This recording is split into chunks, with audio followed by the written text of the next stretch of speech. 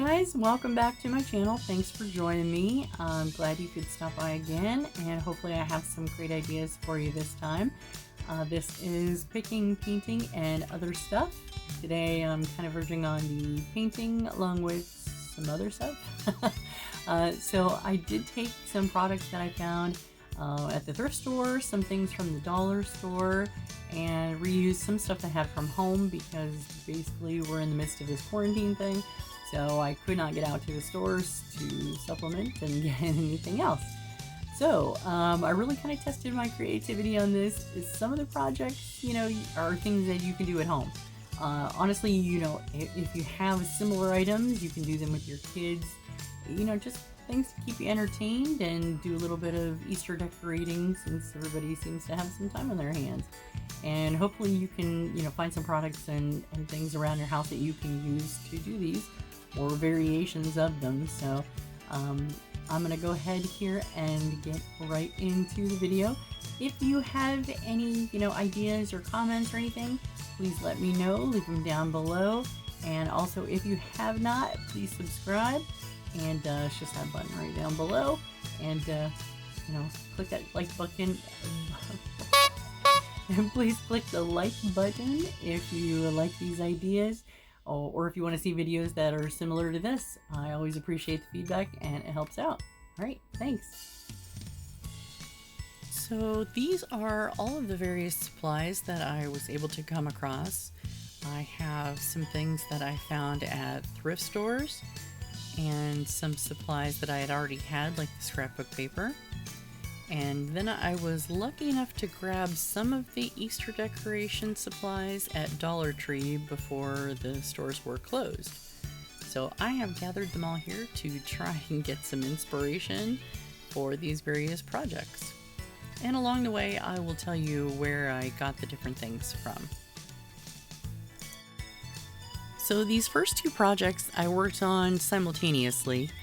This sign I had purchased at a thrift store, and so I decided it was a good size for what I wanted to do, so I was going to go ahead and paint it. I'm just using some of the acrylic paint you can find at Walmart, and I did put it on pretty thick because, well, obviously it's black and the paint was white, so I really wanted to try and hide all of the black part from it. And now these pots are, well, I guess you could call them pots, but they're from the Dollar Tree. They're plastic. So I went ahead and used the silver metallic to paint those so that they would dry at the same time that the sign was going to dry, so that I could try and get these projects done. It's just easier, I think, to do all your painting at once so I can have everything dry overnight. So I also grabbed the brown acrylic paint, and I believe this was just from a Joann's or a Walmart. And I decided that I was going to dry brush the brown onto my white sign, only because the white just looked too stark white and just lacked a little something. So I figured I would kind of give it like a little fake wood grain look by doing the dry brush technique. So I just use a sponge brush for it, so that way it leaves some of these marks in there, which I think actually improves the way it looks as far as like a fake wood grain appearance.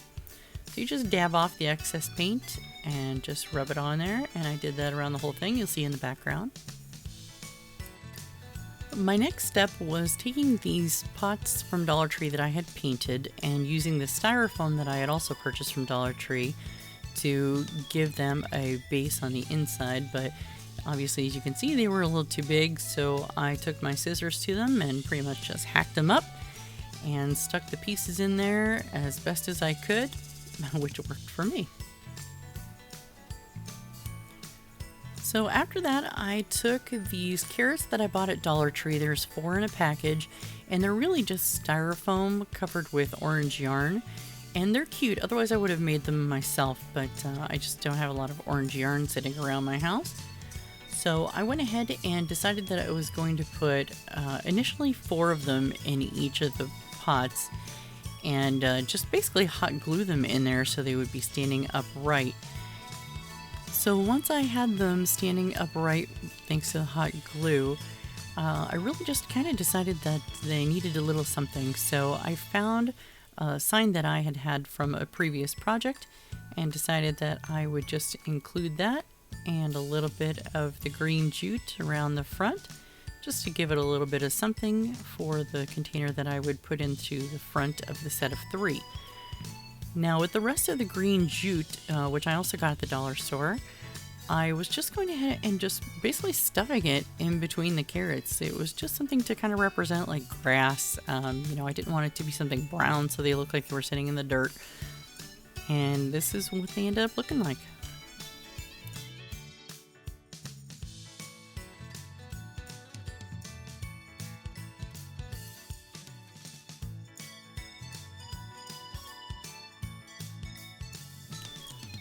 So this part is where I continue with the first project I was working on with the sign.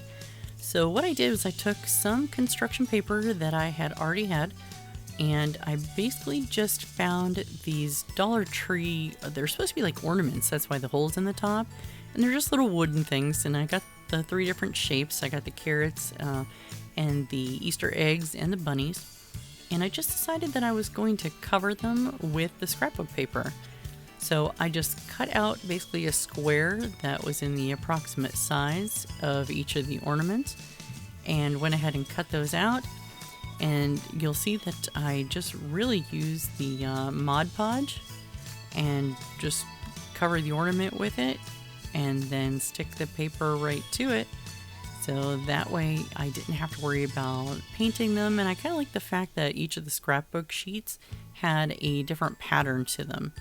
So it just gave it a different look than just outright painting something. I just wanted something a little more personal, and they really blended together. It's nice that the scrapbook pads kind of coordinate all their papers. So I just went through and picked out 5 that I liked that seemed to go well together, and I went ahead and covered each one of them. And thankfully, this is the type of project that would be super easy to replicate and do with anything you had on hand at home. I mean, you could, instead of the scrapbook paper, you could use fabric or, any other kind of papers that you have on hand. You could use wrapping paper and do this with, Christmas ornaments as well. The ideas are endless. So this is where I want to give you an insider's tip.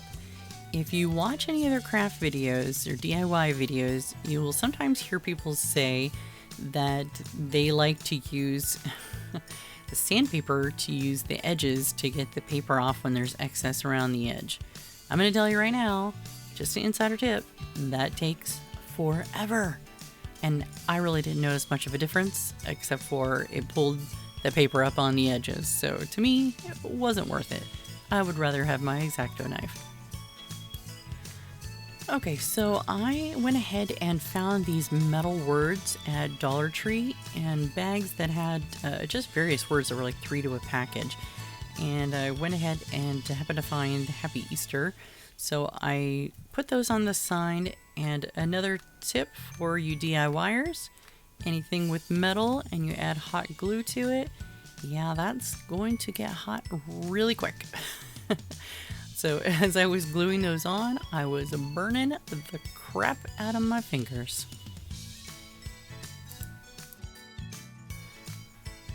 Okay, so at this point I went ahead and started with the bunny as far as gluing the pieces down, only because I knew the bunny was going to be in the middle and I wanted to make sure I had them spaced out correctly.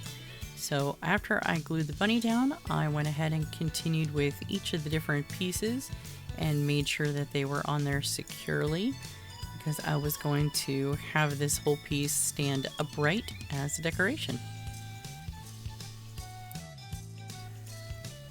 So here is how it turned out.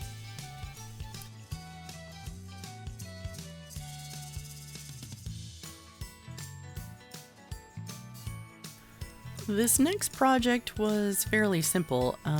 The basket I found at a Goodwill thrift shop, as well as this bunny head. It looked like the bunny head had been hand painted by somebody, and they'd put these different decorations on there. And I'm going to tell you right now, whoever did it was determined that it was going to stay on there permanently, because they used some heavy duty like wood staples to put all of the foliage on the front and then this wire on the back. So it took a bit of like MacGyvering for me to get this stuff off of there. And as you can see, it took a chunk out of the wood in the front. But I decided to just go ahead and sand it down, and I tried to fill in the hole as best I could. I didn't have any wood putty on hand, so I just kind of cheated and used like some hot glue and then sanded it down. It does still leave a mark, you'll see, after I painted it silver, but I didn't mind.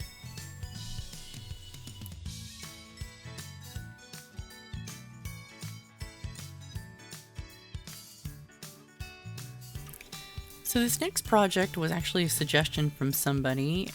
So I went ahead and decided that I was going to do a wreath and use the supplies that I had mainly from the thrift store and the dollar store. So this sign I found at the thrift store had a wire that was holding it up, and I took the wire off and I'm trying to sand down some of the glitter because it had a lot of marks on the front of it. And the colors were good. I was going with the same color scheme, but it was just a bit glittery overload with all the different things I was going to be using. So I ended up painting it like a baby blue. And these are all the different styrofoam eggs I had purchased from the Dollar Tree, as well as little, they're like not quite felt, but they're really thin little chick shapes with glitter on them as well. So I ended up placing the styrofoam eggs just around just to try and get an idea of where I wanted to put everything. And I always recommend that when you're doing a wreath, just, you know, do a layout before you permanently attach anything. It's much easier than trying to go back and take things off, especially if you wire them down or glue them or anything like that. So that's what I did. I just took all the different eggs out. Then I decided I wanted to do the chicks. I didn't have any bunny things left over, but I had used bunnies quite a bit already. And it didn't even dawn on me to this moment that it's all chickens and eggs. Don't ask me, I just think that's funny. It's a good thing I didn't have bunnies anyway. So I went ahead and once I liked where the chick outlines were going to be, I glued those down. And then went ahead and put the different eggs that I had picked out already onto the wreath.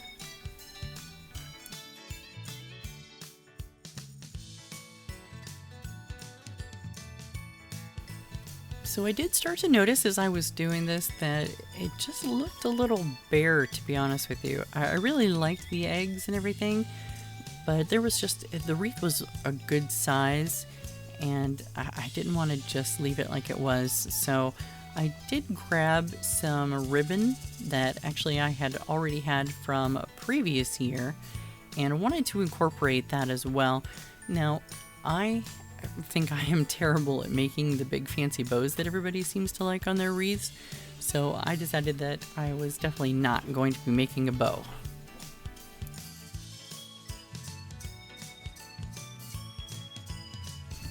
So like I said, I wanted to go ahead and incorporate some ribbon, and this ribbon I had already had, and I am a collector of ribbon, as my husband will tell you. I have it everywhere, as you can see in the background there in the bins.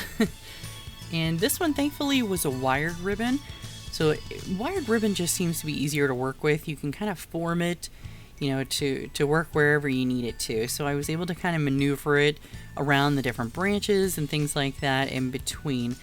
Now, it looks kind of hard to see in here, but it is a pink, but it's a really pale pink with a design on it. So I did want to kind of keep it subtle, but you can see it afterwards. You know, the color on here is not the best, but you can definitely tell when you hang it and when you're looking at it, you can see the pink in there. And you'll notice that I was going a little crazy with all the white space, so I just started adding more and more eggs until it ended up like this.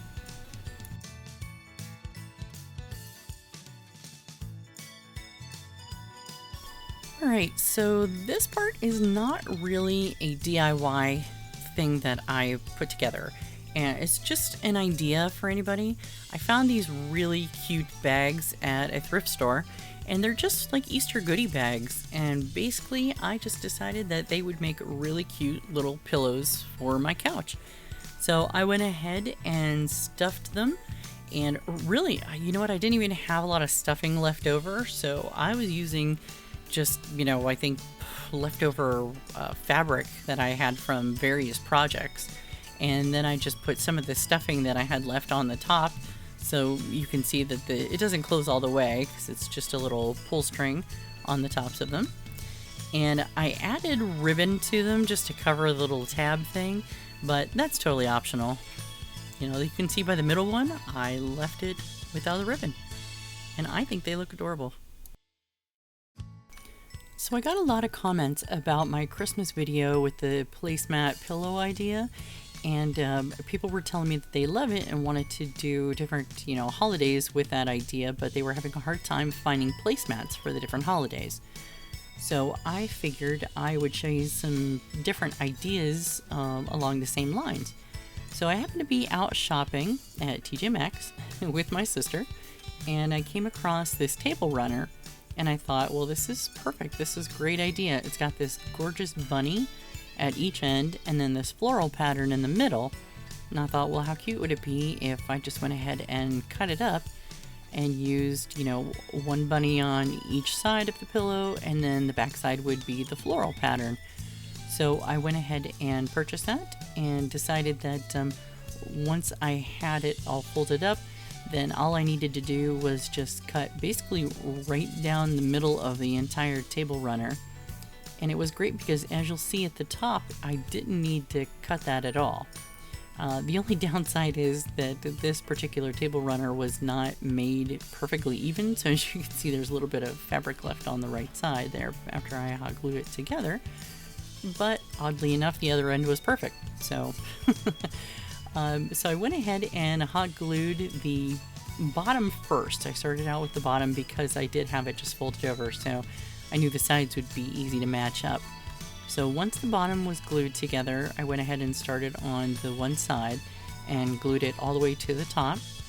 And then I flipped it around and stuffed it, and then continued to glue up the other side all the way up to leaving just a small opening so I could put just that last little bit of stuffing in there if needed.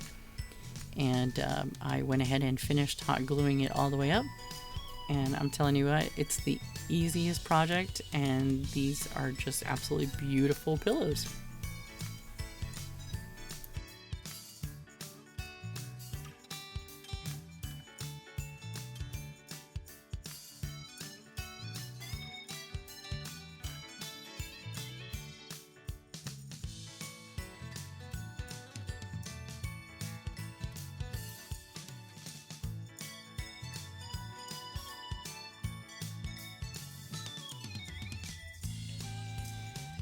Okay, well, I hope you enjoyed this video and the different Easter decorating ideas that I had. I want to give a big thanks to my mom for ideas and to my sister for being with me to inspire me and to bounce some ideas off of back when we were able to go shopping out together.